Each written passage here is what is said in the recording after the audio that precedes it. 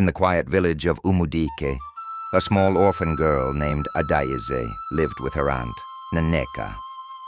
Adaize's parents had passed away when she was just a baby, leaving her in the care of her father's sister, who took her in grudgingly. Neka was a bitter woman, full of anger and resentment. She blamed Adaize for her brother's death, even though it had been an illness that claimed him.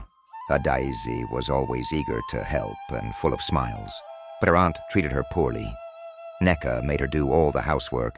Still, Neka was never satisfied and often shouted at her for the smallest mistakes. The villagers noticed how Neka treated Adaize, but no one dared to intervene, fearing Neka's sharp tongue. One day a man saw Adaize carrying a heavy pot of water on her head. He was struck by her sad eyes and gentle demeanor, and he asked Adaize why she looked so unhappy. Adaize, too afraid to speak ill of her aunt, simply shook her head and walked away. But the man could see the sorrow in her eyes and decided to follow her home. When he reached Neka's compound, he witnessed how harshly she treated Adaize. He stepped forward and offered to take Adaize with him, promising to give her a better life. But Neka refused, claiming that Adaize was her responsibility and that she would never let her go. Chukwudi left, but he could not forget the little orphan girl with the sad eyes. As the days passed, Neka's cruelty grew worse. She would make Adaize work late into the night and often gave her little to eat. Adaize's health began to decline, but she kept quiet, fearing that her aunt would throw her out. One evening, after a particularly harsh scolding, Adaize went to bed with tears in her eyes. She prayed quietly, asking for strength and for someone to help her. The next morning, Neka woke up with a strange feeling. Her vision was blurry, and she felt a sharp pain in her eyes. She dismissed it, thinking it was just from lack of sleep. But as the days passed, her eyesight grew worse. She could no longer see clearly, and soon she was almost completely blind. Naneka was terrified. She visited the village healer, but he could find no cure for her condition. He told her that her blindness was not caused by any illness, but by something far deeper. "Your heart is filled with darkness, Neka," the healer said. "Until you find a way to bring light into your heart, your eyes will remain closed to the world." Neka returned home in despair, her mind racing. She thought about how she had treated Adaize and began to realize that her cruelty might be the cause of her blindness. For the first time, Neka felt a pang of guilt. She called Adaize to her and with trembling hands apologized for all the pain she had caused her. Adaize was shocked but said nothing. From that day on, Neka's attitude towards Adaize changed. She no longer shouted at her or made her do all the chores. Instead, Neka began to rely on Adaize to guide her around the compound and help her with daily tasks. Slowly, a bond began to form between them. But Neka's blindness did not improve. She remained in darkness, and the healer's words echoed in her mind.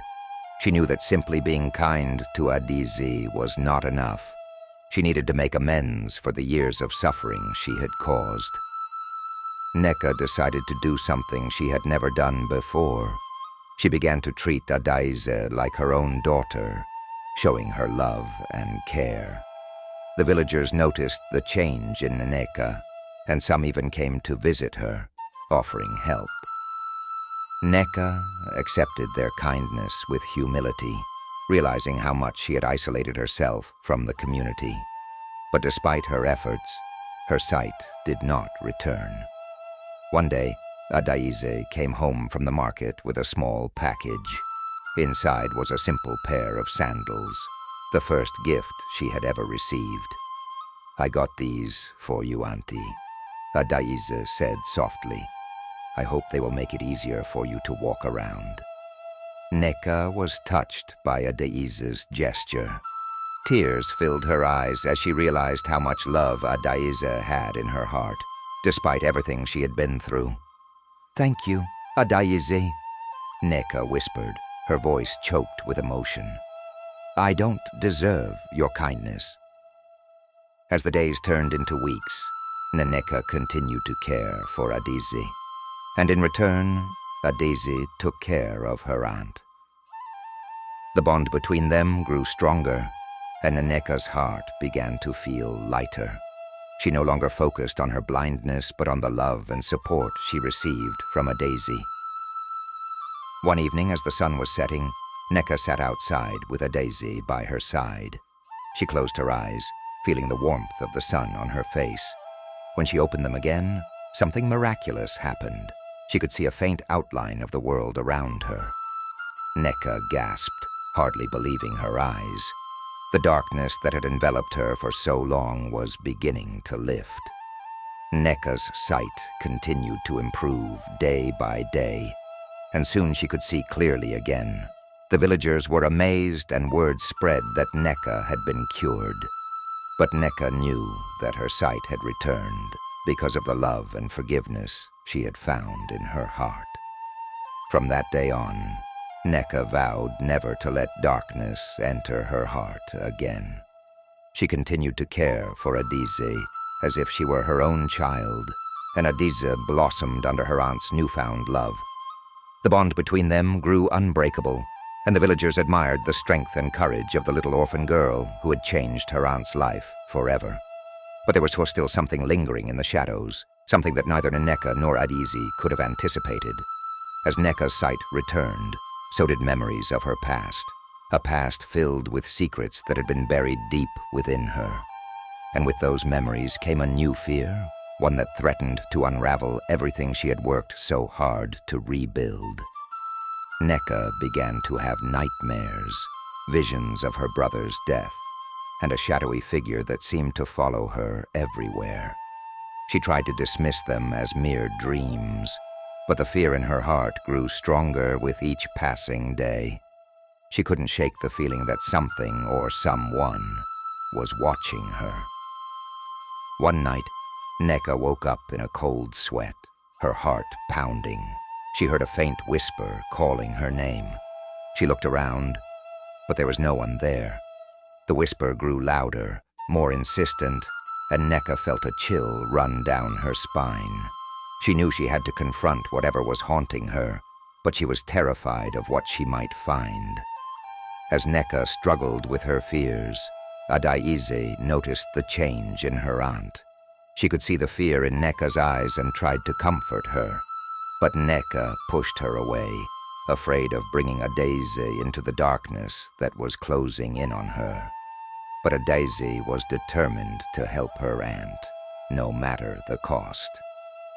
One evening, Nneka decided to face her fears. She took Adaize's hand, and together they walked into the heart of the forest, where Nneka had once buried her darkest secrets. The trees loomed overhead, casting long shadows that seemed to reach out and grab at them. When they reached the clearing where Nneka's brother had died, she fell to her knees, trembling. The memories came flooding back, and with them, the truth that she had tried so hard to forget. She had been there the night her brother died, and she had done nothing to save him. The guilt that she had buried deep within her had been eating away at her soul, and now it threatened to consume her completely. But as Nneka wept, Adaize knelt beside her, wrapping her small arms around her aunt. "It's okay, Auntie," Adaize whispered. "We can face this together."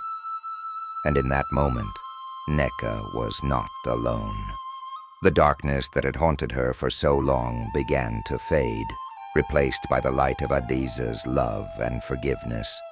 The shadowy figure that had followed her disappeared, and for the first time in years, Nneka felt at peace. The journey back to the village was filled with a sense of renewal. Nneka knew that her past would always be a part of her, but it no longer held power over her. She had faced her fears and emerged stronger, with Adaize by her side.